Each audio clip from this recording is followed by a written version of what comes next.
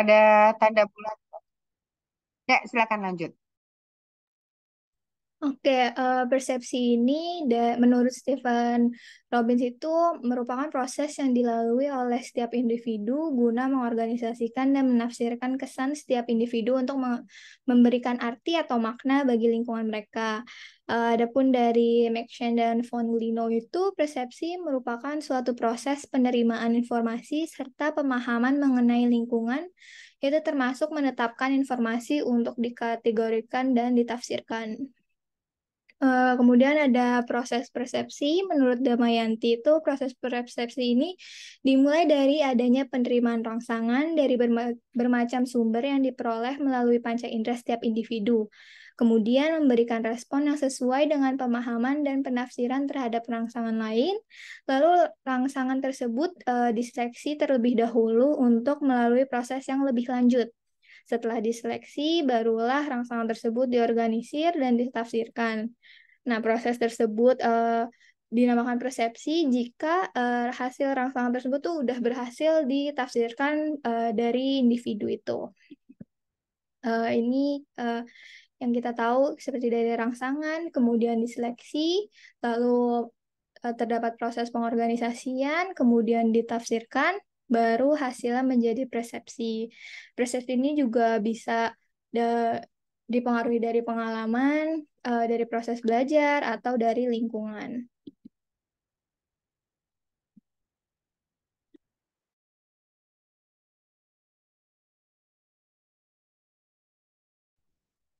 Berikutnya ada syarat terjadinya persepsi. Menurut Sonario, ada terdapat beberapa hal yang menjadi syarat persepsi. Yang pertama ada objek yang dipersepsi, yaitu objek yang ditangkap akan menjadi stimulus atau rangsangan yang kemudian ditangkap oleh alat indera atau reseptor. Stimulus ini berasal dari dua hal, yaitu stimulus yang berasal dari luar individu yang langsung mengenai alat indera atau reseptor. Contohnya seperti stimulus cahaya yang masuk ke mata yang akan diterima oleh indera penglihatan. Ada juga suara yang masuk ke telinga yang merupakan alat indera pendengaran. Ada bau yang mencapai hidung yang diterima oleh indera penciuman. Ada pula makanan yang masuk ke mulut yang diterima oleh indera pengecap.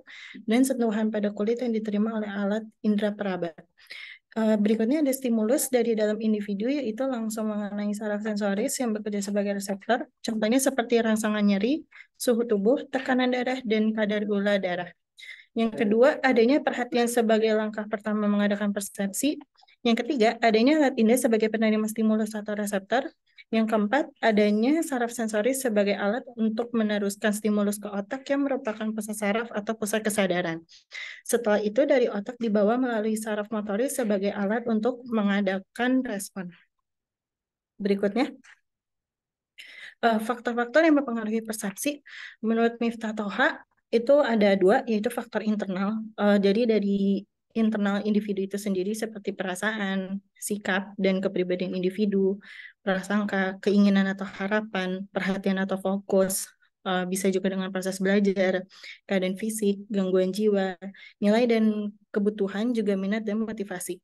Dari faktor eksternal alias dari luar individu seperti latar belakang keluarga, ada informasi yang diperoleh, pengetahuan dan kebutuhan sekitar, intensitas, ukuran, keberlawanan, pengulangan gerak, hal-hal baru dan familiar atau ketidakasingan suatu objek. Menurut Bimo Wagito, faktor-faktor yang berperan dalam persepsi terhadap beberapa faktor. Ini sebenarnya poinnya tadi udah dijelasin di syarat terjadinya persepsi, cuman ini akan diperjelas. Yang pertama itu ada objek yang dipersepsi, yaitu objek yang menimbulkan stimulus atau rangsangan yang mengenai alat indera atau reseptor. Stimulus dapat datang dari luar individu yang mempersepsi, tapi juga datang dari dalam individu yang bersangkutan langsung mengenai saraf penerima yang bekerja sebagai reseptor. Yang kedua, alat indera, saraf, dan susunan saraf. Alat indera atau reseptor merupakan alat untuk menerima stimulus. Di samping itu juga harus ada saraf sensoris sebagai alat untuk meneruskan stimulus yang diterima reseptor ke pusat susunan saraf, yaitu otak sebagai pusat kesadaran. Sebagai alat untuk mengadakan respon, diperlukan motoris yang dapat membentuk persepsi seseorang. Yang ketiga itu ada perhatian. Perhatian merupakan pemusatan atau konsentrasi dari seluruh aktivitas individu yang ditujukan kepada sesuatu sekumpulan objek. Dari ketiga itu tadi, faktor-faktor tersebut menjadikan persepsi individu berbeda satu sama lain dan akan berpengaruh pada individu dalam mempersepsikan suatu objek, stimulus, meskipun objek tersebut benar-benar sama. Persepsi seseorang atau kelompok bisa jauh berbeda dengan persepsi orang atau kelompok lain meskipun dalam situasi yang sama. Perbedaan persepsi dapat ditelusuri pada perbedaan-perbedaan individu, kepribadian, sikap, atau motivasi. Pada dasarnya, proses terbentuknya persepsi ini terjadi dalam diri seseorang, namun persepsi juga dipengaruhi oleh pengalaman, proses belajar, serta pengetahuan yang diterima. Boleh di next? Yang ketiga itu berikutnya ada aspek-aspek persepsi. Jadi yang pertama itu adalah komponen kognitif, yaitu komponen yang tersusun atas dasar pengetahuan atau informasi yang dimiliki seseorang tentang suatu objek. Dari pengetahuan ini kemudian akan terbentuk suatu keyakinan tertentu tentang objek tersebut. Yang kedua ada komponen afektif, yaitu yang berhubungan dengan rasa senang dan tidak senang. Jadi segala sesuatu yang menyangkut evaluasi baik buruknya itu berdasarkan faktor emosional seseorang.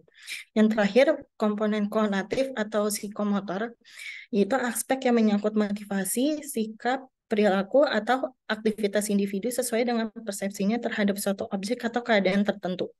Boleh di next? Hubungan antara persepsi dengan pengambilan keputusan. Persepsi dan pengambilan keputusan adalah dua hal yang berkaitan satu sama lain. Persepsi merupakan pemahaman individu dalam menentukan, menilai, maupun mengartikan sesuatu berdasarkan informasi yang diterima. Sedangkan keputusan adalah akhir dari proses berpikir. Sesuai perannya, persepsi sebagai faktor penting dalam penilaian, pemahaman, serta penyeleksian untuk membentuk sebuah konsep berpikir positif maupun negatif untuk memperoleh hasil atau efektif yang akan berpengaruh kepada seseorang. Sedangkan pengambilan keputusan merupakan tahap akhir untuk menentukan apa yang menjadi prioritas penting yang harus dilakukan atau tidak boleh dilakukan. Boleh di next? Baik, selanjutnya yaitu tingkatan pengambilan keputusan. Tingkatan pengambilan keputusan merupakan tingkatan dalam proses mengambil keputusan, yang dimana keputusan tersebut dibuat untuk mencapai tujuan melalui tindakan dan pencapaian. Berikut merupakan 3 klasifikasi menurut Davis dan Cosenza.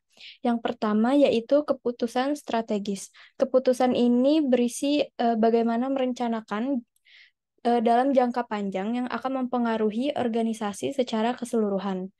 Yang kedua yaitu keputusan taktis. Keputusan ini mencakup perencanaan keputusan yang memerlukan kegiatan pengawasan. Dan yang terakhir yaitu keputusan teknis. Keputusan ini berisi proses untuk memastikan tugas tertentu dapat diselesaikan dengan efektif dan efisien. Lalu terdapat tahapan dalam pengambilan keputusan. Yang pertama, mengidentifikasi keputusan. Tahapan ini berisi memahami masalah, mengambil keputusan, serta menentukan alasan yang mendasari. Selanjutnya yaitu mengumpulkan informasi.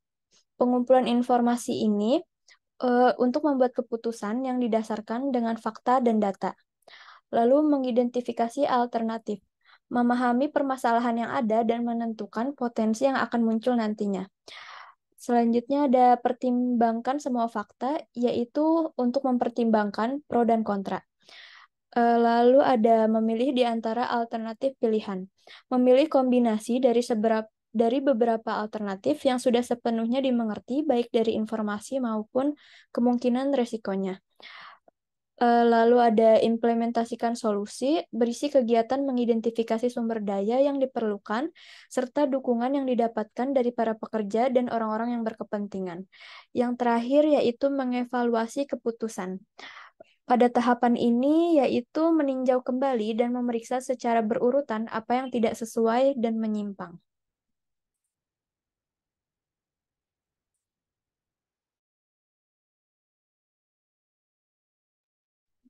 Baik, selanjutnya adalah hambatan dalam pengambilan keputusan. Yang pertama itu adalah kendala yang bersumber pada diri sendiri. Kendala yang paling kuat dampaknya sesungguhnya bersumber pada diri pengambilan putusan yang bersangkutan sendiri. Kendala yang paling sering menampakkan diri adalah ketidakmampuan seseorang untuk bertindak tegas.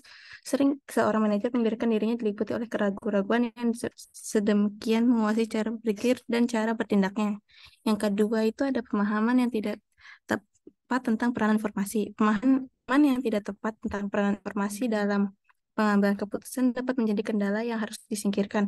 Informasi yang diberikan harus lengkap, mutakhir, dapat dipercaya, terolah dengan baik, dan tersimpan dengan rapi. Yang ketiga, yaitu konsultasi yang berlebihan. Menurut para ahli, telah menemukan 7 cara untuk melibatkan orang lain dalam proses pengambilan keputusan. Yang pertama itu ada konsultasi yang bersifat memberitahukan, konsultasi yang bersifat menjual, konsultasi yang memancing reaksi orang lain, konsultasi yang bersifat minta pertimbangan orang lain, konsultasi dengan partisipasi aktif pihak lain, konsultasi penekan kuat pada pendapat orang lain, dan terakhir konsultasi yang bersifat pendelegasian. Selanjutnya ada faktor ketidakpastian. Faktor ketidakpastian akan menjadi kendala karena kurangnya keyakinan dalam diri seorang manajer yang bersangkutan tentang hasil yang akan diperoleh, preferensi pribadi manajer yang bersangkutan atas alternatif yang mungkin ditempuh, yang bisa aja berbeda dari alternatif yang dilakukan dengan pendekatan ilmiah. Manajer yang bersangkutan meragukan apakah keputusan baru diperlukan. Selanjutnya ada keterlibatan kelompok. Kelemahan utama yang ditemukan oleh keterlibatan banyak orang dalam proses pengambilan keputusan adalah karena keinginan pihak-pihak yang terlibat dan dengan iktikat yang sesungguhnya baik untuk berperan serta proses pengambilan keputusan dapat menjadi sangat lambat. Sering timbul polarisasi pandangan di kalangan mereka yang terlibat.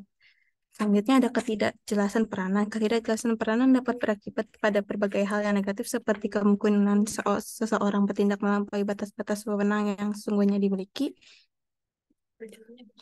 kemungkinan keraguan-raguan bertindak karena ketidakpastian apakah tindakan yang hendak diambil masih dalam batas dan wewenangan yang dimilikinya, kemungkinan tumpang tindih kegiatan, kemungkinan terjadinya duplikasi, kemungkinan tidak lancarnya koordinasi, dan laporan yang tidak ditangani sebagai mestinya. Selanjutnya ada kemalasan. Beberapa hal dapat dilakukan untuk mengatasi kemalasan. Pertama, seperti berlatih untuk tidak membiarkan diri sendiri diliputi dengan sikap ragu-ragu, berlatih untuk secara cepat untuk mendeteksi keraguan dan mampu mempertimbangkan secara cepat konsekuensi yang mungkin timbul karena sikap keraguan tersebut, melatih diri dan memusatkan perhatian pada pemecahan masalah dan kemampuan mendefinisikan situasi problematis yang dihadapi oleh secara tepat. Apabila tahap bertindak untuk memutuskan telah dicapai dalam proses pengambilan keputusan, melatih diri memusatkan perhatian pada waktu dan tiga yang ada padanya dan kurang berorientasi pada proses konsultasi yang melibatkan banyak pihak. Melatih diri untuk mengikuti suatu prosedur tertentu baik untuk pemecahan masalah maupun untuk mengambil keputusan tanpa menutup pintu terhadap ide baru atau teknik baru, menggunakan sarana dan prasarana yang memadai untuk mengidentifikasi dan menilai kelebihan, membiasakan diri untuk tidak memusatkan perhatian, waktu, dan tenaga pada hal-hal yang tidak penting. Melatih diri untuk berpikir secara sistematis, melatih diri untuk bertingkat dengan tingkat kecepatan yang tinggi. Yang terakhir ada kemampuan mengelola waktu. Penelitian dan pengalaman menunjukkan bahwa kemampuan seseorang mengambil keputusan yang efektif dan rasional banyak ditentukan oleh kemampuan mengatur waktu yang tersedia baginya dengan baik. Apabila seseorang merasa bahwa ia tidak mempunyai cukup waktu untuk melakukan semua tugas yang dipercaya kepadanya dengan pengambilan keputusan sebagai satu tugas yang terpenting, sering terbukti bahwa kekurangan waktu adalah akibat kekurangan mampunya untuk mengatur diri sendiri. Boleh di next. Baik, ini adalah contoh kasus persepsi dalam organisasi. Bila suatu perusahaan hendak merekrut karyawan baru, sehingga manajer HRD perusahaan melakukan wawancara terhadap para pelamar, ketika manajer memanggil 2 orang sekaligus untuk diwawancarai, orang pertama masuk dengan penampilan yang kurang baik, seperti pakaian yang memiliki noda, tidak memakai jas, rambut panjang, sepatu yang kusam. Manajer HRD langsung memberikan penilaian negatif kepada pelamar tersebut karena melihat penampilannya yang tidak layak untuk datang di dalam wawancara. Namun ketika orang kedua masuk dengan pakaian rapi, wajah yang serius, dan berkarisma, manajer tersebut langsung memberikan penilaian positif kepada pelamar tersebut, bahwa pelamar inilah yang lebih layak untuk masuk ke dalam perusahaan. Namun, selama wawancara berjalan, ternyata pelamar dengan penampilan yang kurang baik tersebut memiliki suatu cara pandang yang unik, yang berbeda dari pelamar yang berpakaian lebih rapi, dan cara berpikir pelamar tersebut yang sangat dibutuhkan oleh perusahaan, sehingga manajer tersebut mengabaikan penampilan pelamar tersebut dan menerima pelamar tersebut untuk bekerja di dalam perusahaan. Boleh di next. Analisis kasus persepsi dalam organisasi ini adalah yang pertama itu pentingnya penilaian awal. Manajer HRD awalnya menggunakan penilaian berdasarkan penampilan fisik sebagai indikator awal untuk menilai apakah seorang pelamar cocok untuk perusahaan atau tidak. Selanjutnya ada pentingnya penampilan dan kesan pertama. Penampilan yang rapi dan karismatik dari pelamar kedua memberikan kesan positif yang kuat kepada manajer HRD. Ini menunjukkan bahwa dalam konteks rekrutmen, penampilan dapat memiliki dampak signifikan pada pandangan awal seseorang terhadap seorang pelamar. Yang ketiga, ada pentingnya cara pandang dan cara berpikir. Dalam kasus ini menunjukkan bahwa terkadang aspek lain dari seorang individu seperti cara pandang dan cara berpikir dapat menjadi lebih baik penting daripada penampilan fisik dalam konteks keorganisasian. Pelamar pertama memiliki perspektif yang unik dan sangat dibutuhkan oleh perusahaan sehingga manajer memilih untuk mengabaikan penampilan fisiknya. Selanjutnya adalah pentingnya fleksibilitas dalam penilaian. Kasus ini juga menggarisbawahi pentingnya fleksibilitas dan kemampuan untuk membuat penilaian awal berdasarkan informasi baru yang diperoleh selama proses wawancara. Manajer HRD tidak terjebak pada penilaian awalnya, tetapi mampu menyesuaikan pandangannya berdasarkan informasi tambahan. Boleh di next. Kesimpulan dari materi persepsi merupakan sebuah proses yang dialami setiap individu dalam menerima segala rangsangan atau informasi yang diterima lalu merespon kembali informasi yang diterima tersebut. Melalui penafsiran yang didapatkan, persepsi ini sangat penting kaitannya dalam mengambil keputusan karena semakin baik persepsi yang dimiliki setiap individu, maka pengambilan keputusan yang diambil akan semakin tepat. Dan proses persepsi dimulai dari adanya penerimaan rangsangan dari berbagai macam sumber yang diperoleh melalui panca indera setiap individu. Kemudian memberi respon yang sesuai dengan pemahaman dan penafsiran terhadap rangsangan lain. Adapun syarat-syarat sehingga terjadi persepsi terdapat beberapa tingkatan yang perlu diperhatikan dalam mengambil keputusan dan juga memiliki tahapan-tahapan dalam mengambil keputusan yang tepat agar meminimalisir terjadinya hambatan dalam mengambil keputusan yang akan ditentukan. Boleh di next.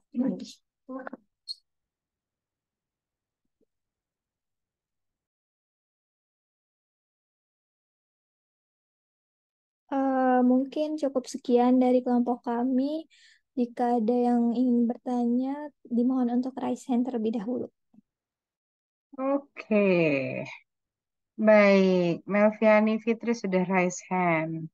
eh Kelompok 3 tadi memberikan contoh persepsi fisikal ya, fisik ya, yang akan mempengaruhi eh, apa yang akan menjadi sebuah image. Nah, ya, persepsi itu akan mempengaruhi sebuah image terhadap apa yang ada eh, terhadap suatu benda atau orang lain. Baik, ada dua, Melviani dan Putri Salsabila. Apakah ada lagi? Ya, Giovanni, silahkan. Baik, mulai dari Melviani ya. Silakan.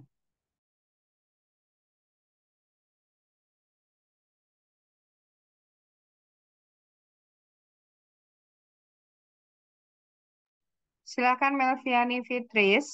Baik, terima kasih atas waktunya. Saya izin bertanya. Cam dong. Maaf Bu, lagi habis dari kampus. Lagi di jalan.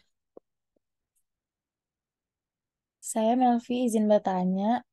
Di Tadi kan dijelasin ya Bu, te- mengenai hambatan dalam pengambilan keputusan ada konsultasi berlebihan. Nah, boleh dijelasin nggak konsultasi berlebihan itu apa, gimana, dan kalau bisa contoh kasusnya. Terima kasih.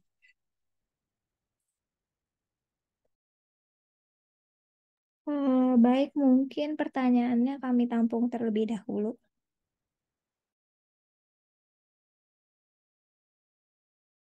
Mungkin boleh Lanjut selanjutnya ke Putri. Putri. Mm-mm. Baik, terima kasih atas kesempatannya.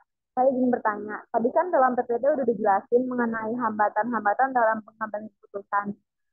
Pertanyaannya, menurut pendapat kelompok kalian, bagaimana solusi yang efektif dalam menghadapi hambatan-hambatan tersebut? Terima kasih.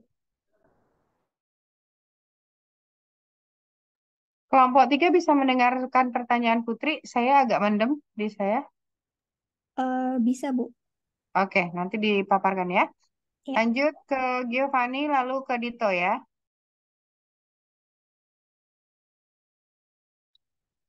Ya, baik. Terima kasih sebelumnya kepada kelompok pengaji atas pemaparan materinya.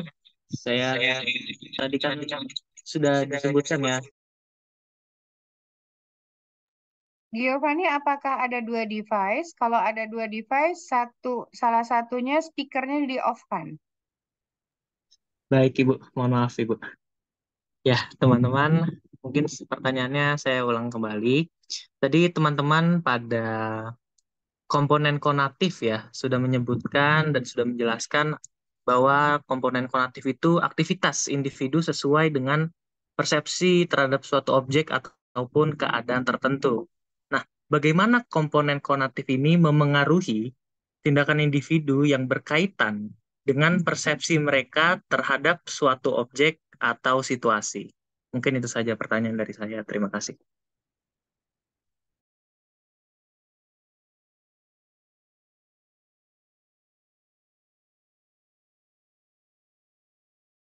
Yuk, silakan terakhir Dito. Ya, sebelumnya terima kasih buat Bu Dian karena diberikan kesempatan untuk bertanya dan terima kasih untuk kelompok 3 atas pemaparan materinya. Jadi pertanyaan saya itu dari syarat-syarat tadi yang disebutkan agar proses persepsi berjalan dengan baik ini, apakah tunggu dari proses ini? Sekian pertanyaan dari saya. Terima kasih. Dito, maaf, mungkin boleh diulang pertanyaan karena putus-putus. Ya, sama saya baru mau nanya. Uh, Jadi tadi kan dipaparin kan syarat-syaratnya. Jadi kayak dari syarat-syarat yang disebutkan tadi agar proses persepsi ini berjalan dengan baik, eh, apakah ada faktor-faktor yang dapat mengganggu dari proses-proses ini? Jelas? Oke. Jelas Terima Mbak kasih. Danita? Jelas, Bu. Oke. Baik, Mbak Danita dengan siapa ya lagi ya tadi ya? Eh, Danita, Dina, Alma, dan Mutiara, Bu. Oh oke, ini di satu ruangan ya. Silakan. Mau diskusi dulu kah? Saya rasa ada beberapa yang bisa dijawab langsung ya, karena sebenarnya tadi ada pertanyaan yang sudah ada di PPT-nya Mbak Dita dan teman-teman. Mungkin bisa langsung dijawab aja, Bu.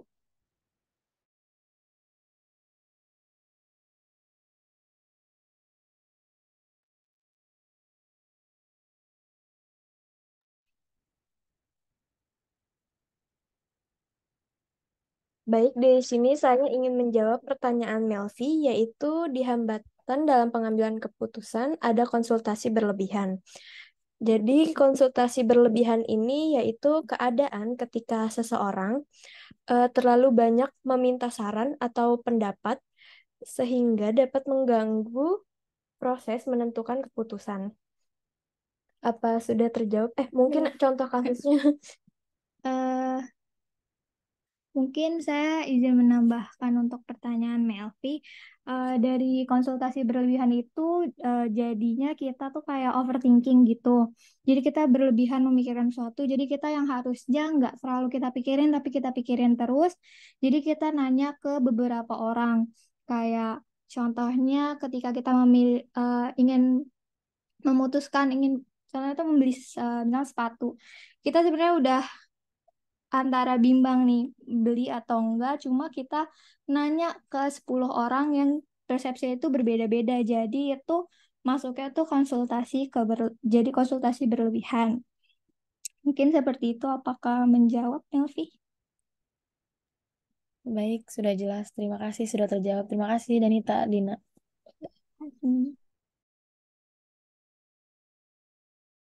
Hmm, Oke, hambatan dalam pengambilan keputusan ada konsultasi berlebihan. Ya, sebenarnya tadi keraguan-raguan itu betul ya, Mbak Danita, Mbak Dina ya. Tapi Melvi, pertanyaannya sangat bagus. Kenapa konsultasi berlebihan itu akan menjadi hambatan dalam pengambilan keputusan? Karena pertama, ada beberapa keputusan yang sifatnya urgent, itu tidak bisa diambil berdasarkan persepsi orang lain. Kalau dari bagannya yang kelompok 3 tadi, saya kembali yang pertama ya Mbak ya, kelompok 3 kan mengatakan bahwa persepsi itu bisa didasari oleh lingkungan, dari pengalaman dan juga pembelajaran. Nah, eh, pengambilan keputusan yang terbaik memang harus memiliki pandangan dari berbagai pihak, yaitu lingkungan. Tetapi jika keputusan itu bukan keputusan kelompok, ya, memang pemimpin itu harus mengambil keputusan itu secara individual, maka pengalaman itu sangat berperan. Oke, jadi over consultation itu akan menghambat pemimpin untuk mengambil keputusan secara cepat. Ya, bukan karena dia kebanyakan masukan, tidak. Ya, pasti kalau kalau di dalam rapat kan ada interupsi itu akan menjadi sebuah penghalang oleh pemimpin, betul. Tetapi ada kalanya eh, pengalaman yang ada di dalam pemimpin atau pengalaman yang dimiliki oleh pemimpin itu malah justru lebih berperan dalam mengambil keputusan dibandingkan ya dibandingkan dia konsultasi ke orang lain, kan jadinya memperlihatkan keputusan itu bukan berasalkan bukan keputusan itu tidak didasari oleh landasan yang kuat, hanya berdasarkan persepsi-persepsi orang lain. Jadi eh, over over over consultation itu menyebabkan pemimpin itu akan mengalami keraguan-raguan yang sangat signifikan, ya. Ap- Apalagi pada saat keputusan itu harus top down, ya, top down. Kalau bottom up, ya dia harus konsultasi, dia harus mengambil masukan-masukan terlebih dahulu. Itu bukan hambatan kalau seperti itu. Jadi nanti ada teori-teori dalam perception ya. Teori-teori perception itu ada yang sifatnya bottom up, ada yang bersifatnya top down. Nah, kalau top down, maka pengalaman dan proses pembelajaran si pemimpin inilah yang akan menjadi faktor utama dalam pengambilan keputusan. Faktor utama yang mendasari eh, persepsi pemimpin terhadap sebuah permasalahan. Oke, tetapi pada saat teori itu bottom up, ya, teori of perception itu teorinya bottom up, maka eh, pemimpin tidak boleh konsultasi itu tidak menjadi sebuah hambatan, ya, malah justru dia akan menjadi sebuah intake, sehingga persepsi itu bukan sebagai suatu hal yang subjektif. Jadi kalau over consultation itu merupakan hambatan, itu tergantung dari case-nya, gitu ya. Tergantung dari case-nya. Kadangkala konsultasi itu bukan hambatan. Oke? Oke, lanjut.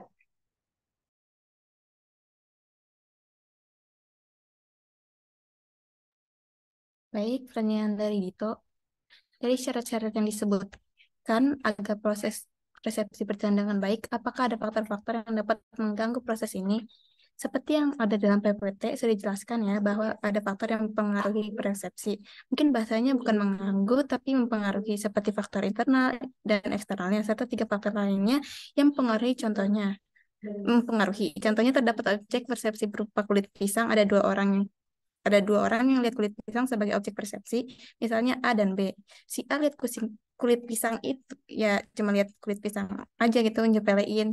Dan sedangkan si kulit B ini sadar kulit pisang itu bahaya, sehingga memutuskan untuk membuang. Itu, Dito. Apakah ngerti? Jadi tuh dia tuh nggak mengganggu, tapi cuma mempengaruhi dalam bahasanya. Coba dibuka lagi PPT-nya yang bagian syarat-syarat.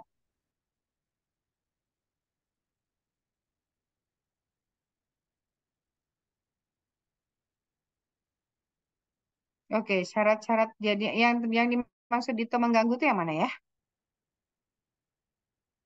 maksudnya kan ini kan syarat-syarat terjadi persepsi ya Bu ya. Maksud pertanyaan saya tuh, apakah dari syarat-syarat ini ada gangguannya gitu? Maksudnya kayak karena suatu hal persepsi ini nggak berjalan dengan baik gitu. Oh, oke. Maksudnya Dito gini, Mbak. Ini kalau 1, 2, 3, 4, ini kan adalah syarat terjadinya persepsi atau timbulnya persepsi. Nah, apakah keempat syarat itu harus terpenuhi semua? Begitu ya, Dito ya? Atau Betul kalau Ibu, kurang ada lebih gitu. satu saja yang tidak berjalan, apakah itu akan menjadi gangguan terhadap terjadinya persepsi? Begitukah? Iya Ibu, maksudnya begitu. Oke, gimana Mbak? Jadi kalau misalnya syaratnya ada yang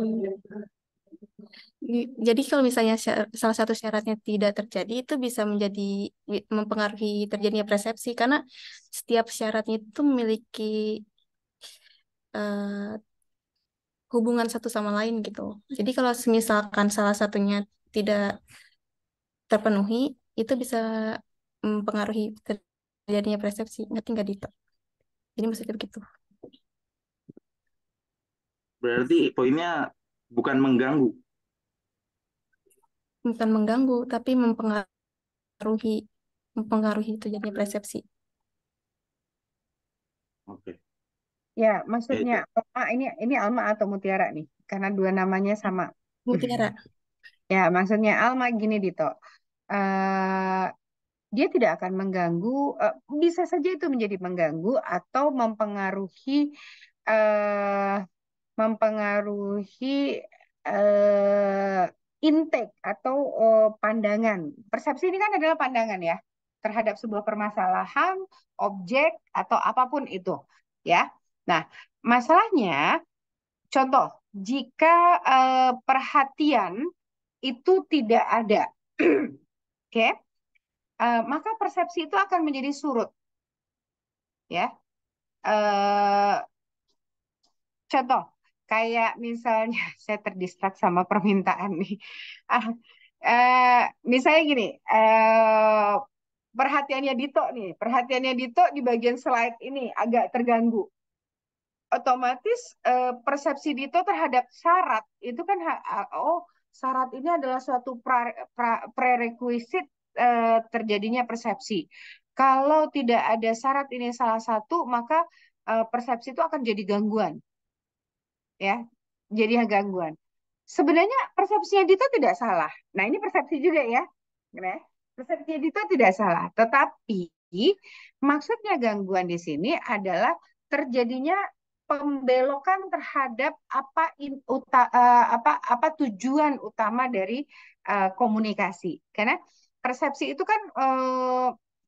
itu adalah bagian akhir atau output dari sebuah komunikasi, ya, baik komunikasi verbal, baik maupun komunikasi non verbal, gitu ya. Oke. Nah, sehingga apakah keempat syarat itu harus dilengkapi? Tidak harus untuk mendapatkan persepsi. Tetapi persepsi jika tidak memiliki empat syarat tadi, tidak mendapatkan tidak didapat dari empat syarat ini, maka persepsi itu tidak komplit atau tidak koheren, ya. Jadi sebaiknya memang em, apa kalau yang pertama itu wajib ya, kalau nggak mungkin dia terjadi persepsi.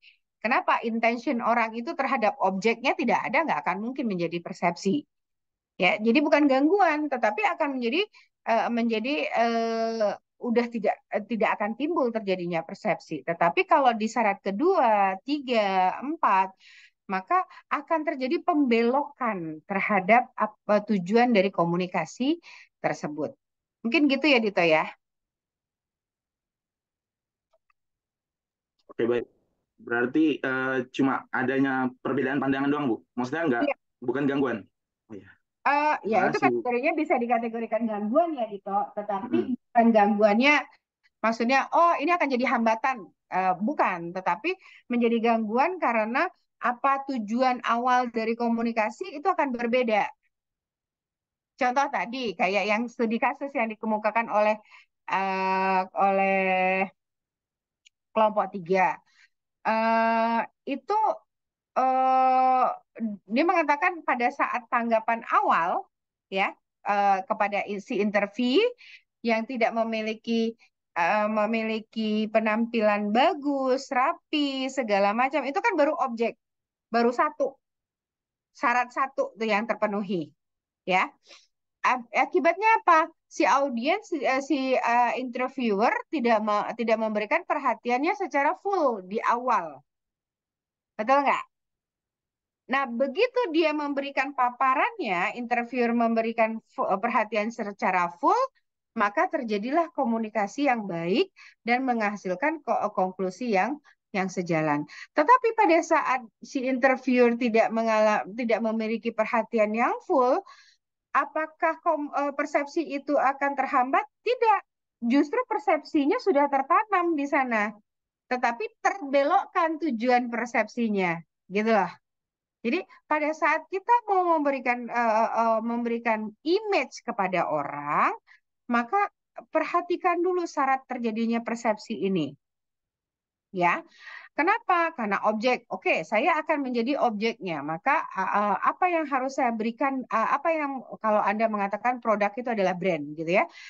Apa yang harus diberikan tampilannya terhadap brand terhadap produk tersebut? Yang di up atau diangkat terhadap produk tersebut. Karena saya menjadi sebuah produk, maka saya harus mengutamakan apa dulu? Well, orang bilang nggak bisa Bu, orang nggak bisa menilai dari penampilan terlebih dahulu. Halo, kita menilai objek adalah dari tampilan, ya nggak?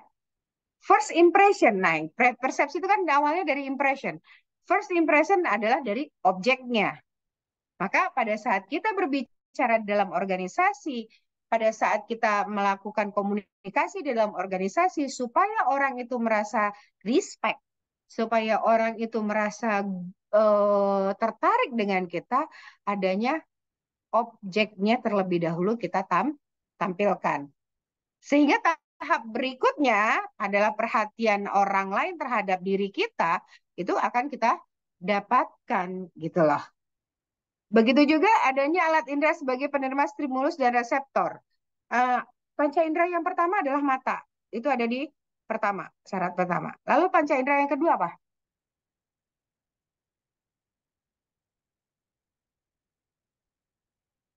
Hidung dan telinga. Sehingga kalau telinga, apa yang akan kita jual, itu berasal dari komunikasi. Jadi kalau kita mau mementingkan image kita kepada orang, maka kita harus mengutamakan jangan sampai orang terganggu dengan apa yang ada di diri kita. Pernah ya? Anda ngomong pernah nggak? Begitu Anda teman atau lawan bicara Anda ngomong, Anda terganggu. Entah terganggu dengan bau mulutnya atau terganggu dengan bau badannya. Pernah nggak? Pasti langsung image Anda, ih nggak enak banget ngobrol sama dia, gitu kan? Anda membentuk persepsi yang tidak bisa sehingga Anda akan terdistrak gitu loh. Sebentar ya.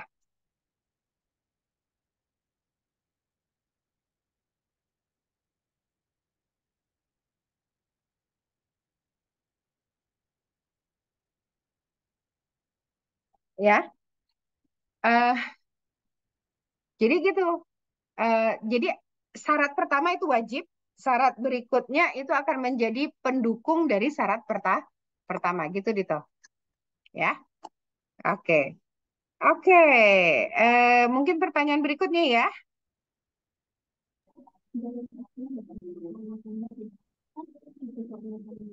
Oke, sebelumnya Ibu mohon maaf tadi yang jawab pertanyaannya Dito itu Mutiara ya Bu. Oh sorry. Silakan Mutiara. Oke. Tadi pertanyaannya Gio itu bagaimana komponen konatif mempengaruhi tindakan individu yang berkaitan dengan persepsi mereka terhadap suatu objek atau situasi. Kan tadi udah dijelasin ya kalau komponen konatif itu aspek menyangkut seseorang untuk berperilaku yang berhubungan dengan objek persepsi. Makanya komponen konatif itu berasal dari dalam individu itu sendiri. Saya akan ngambil contoh, salah satunya mungkin persepsi pilihan. Nah, maksudnya gimana? Komponen konatif itu kan mempengaruhi bagaimana individu melihat pilihan yang tersedia dalam situasi tertentu. Nah, hal ini itu bisa mengubah persepsi individu tentang opsi yang ada dan membuatnya melihat tindakan yang diminta itu sebagai pilihan yang relevan. Saya ambil contoh sebagai pilihan karir misalnya. Jadi ada dua orang, si A dan si B. Si A ini itu seorang individu yang mana memilih karir itu yang menawarkan gaji tinggi sebagai prioritas utamanya dia. Ada juga si B, yaitu seseorang yang mungkin lebih mementingkan kepuasan pribadi dan memilih karir yang sesuai dengan minat dan passion mereka meskipun gajinya rendah. Kalau dari sudut pandang saya pribadi, dari dua orang itu bisa dilihat kalau A itu lebih milih ya udah gaji tinggi asalkan yang kebutuhan dia mungkin dalam sebulan itu bisa tercukupi. Kalau yang si B, kalau menurut saya itu gimana dia menikmati aja kerjaan dia tanpa memandang gaji dia itu berapa. Yang penting ya dia nikmatin kerjanya dia, bekerja sesuai minat dan passionnya dia, dan ya udah dia hidup begitu aja. Kurang lebih jawabannya seperti itu sih dari saya. Apakah Gio paham? Baik, cukup paham. Terima kasih. Baik, sama-sama. Oke, saya nggak perlu menambahkan ya, karena tadi sudah memiliki penjelasan yang sangat detail. Lanjut ke pertanyaan siapa, Pak Putri atau siapa? Baik, Bu, saya izin menjawab pertanyaan Putri ya. Saya Dina Nurliana, izin menjawab pertanyaan Putri, yaitu menurut kelompok kami, bagaimana solusi yang efektif dalam menghadapi hambatan-hambatan tersebut. Jadi setelah didiskusikan oleh kelompok kami, menurut kelompok kami itu solusi untuk menghadapi hambatan, kita bisa mulai dari bertindak tegas dalam memilih keputusan. Lalu memahami informasi yang lebih dalam dan lengkap. Contohnya kita memiliki dua pilihan. Kita sendiri itu harus memahami dulu informasi secara lengkap dari kedua pilihan ini. Nah, setelah memahami informasi, kita juga bisa untuk memfokuskan pada salah satunya gitu. Jadi fokus untuk satu hal aja, biar bisa memutuskan keputusan gitu. Dan terhindar dari hambatan-hambatannya. Apa sudah terjawab, Putri? Terjawab, Dina. Terima kasih.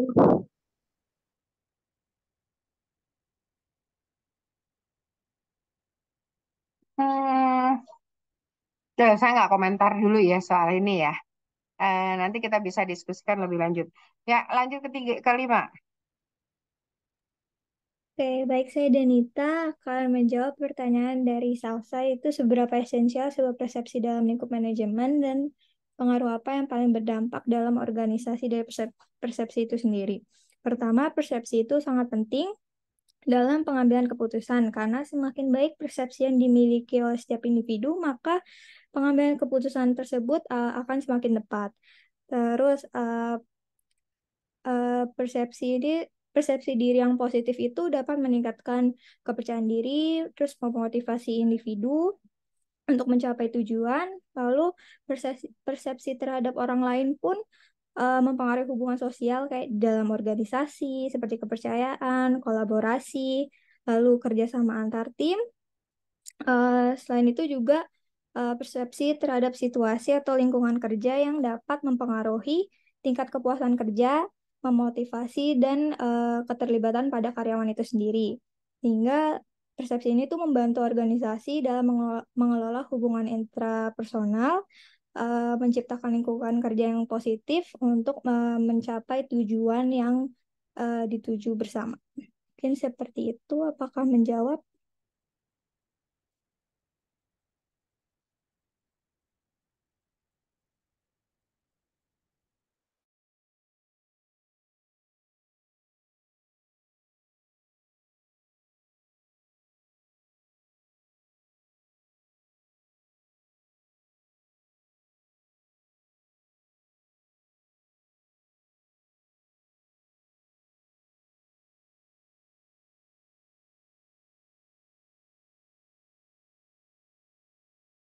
Yang jawab, yang bertanya mana nih, Salsa?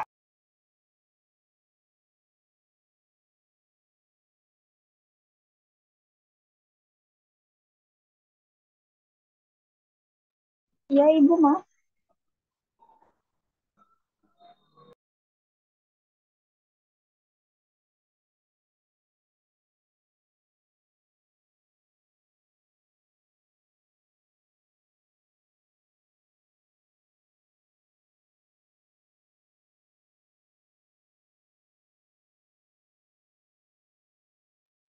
Salsa tadi apakah terdengar jawaban dari pertanyaannya?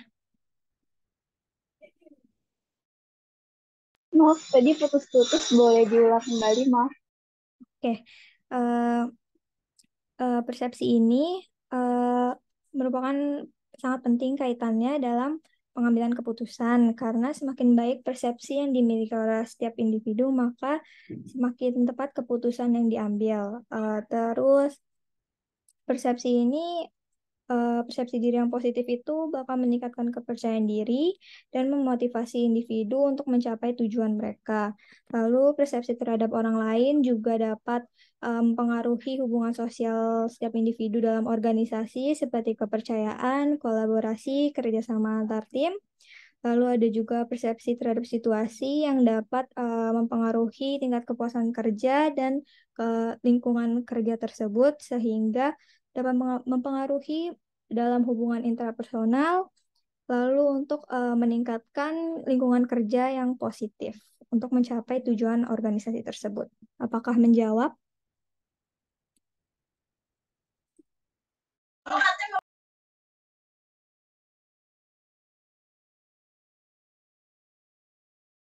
Menjawab, terima kasih, Danita. Oke, baik. Pertanyaan Salsa sih sebenarnya sangat sangat basic ya. Apakah persepsi itu perlu dikelola atau tidak di dalam organisasi? Ya, lingkup manajemen. Karena manajemen itu kan pengelolaan sebuah organisasi. Perlu tidak sih dikelola persepsi itu? Ya, oh kalau kayak gitu, Bu, di di level manajemen itu sangat sangat sangat capek dong. Kenapa? Karena kan kalau dari sisi psikologi, persepsi itu adalah suatu hal yang berkisaran individu yang dipengaruhi oleh lingkungan. Masa kita harus mengelola apa pandangan orang, dan persepsi adalah pandangan orang tadi ya, terhadap sebuah benda ataupun permasalahan. Kalau misalnya terjadi, lalu kalau tidak dikelola seperti apa? Nah, betul kata Mbak, kata kelompok 3 tadi mengatakan bahwa persepsi kalau tidak dikelola, maka tujuan dari individu itu, tujuan dari organisasi itu tidak akan tercapai. Tetapi yang paling krusial, kenapa persepsi itu harus dikelola? Dia akan menimbulkan konflik, ya. Mbak, tolong di stop share dulu.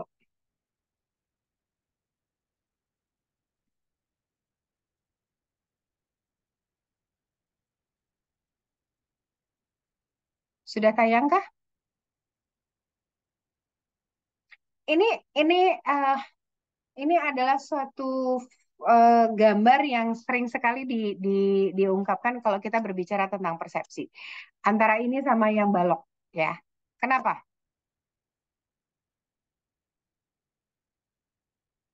Menurut Anda gambar ini ada apa?